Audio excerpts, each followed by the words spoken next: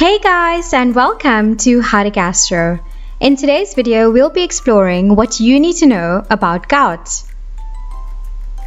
So gout is a painful form of arthritis that occurs when urate crystals begin to accumulate in the joint space, causing localized inflammation and intense pain.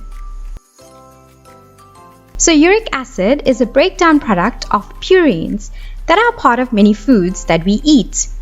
If one produces too much uric acid or your kidneys don't filter enough out, it can build up in the body and cause tiny sharp crystals to form in and around the joint spaces, causing gout.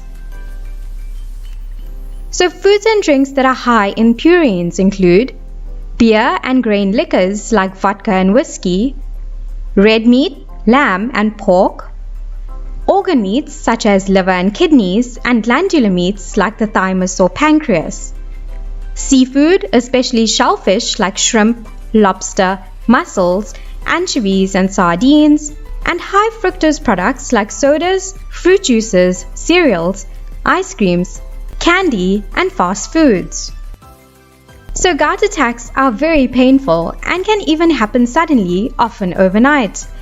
During a gout attack, symptoms in your affected joints may include intense pain, discoloration or redness, stiffness, swelling, tenderness, and warmth or feeling like the joint is on fire.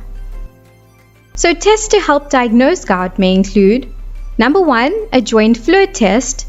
So here, a needle is used to draw fluid from the affected joint, and urate crystals may be visible when the fluid is examined under a microscope. Number 2 is blood tests. So here we measure the levels of uric acid in the blood, and in cases of gout, this will be elevated. Number 3 is X-ray imaging. So here, joint X-rays can be helpful to rule out other causes of joint inflammation. And number 4 is an ultrasound. So here, sound waves are used to detect urate crystals in the joint spaces.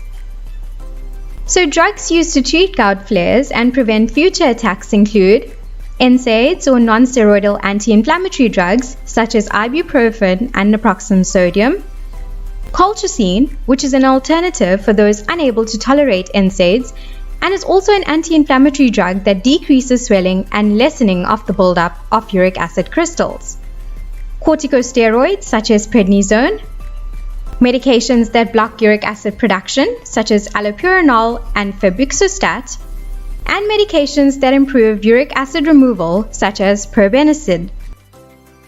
And that brings us to the end of this video. Thank you guys so much for watching. Hope you found the presentation very useful and informative.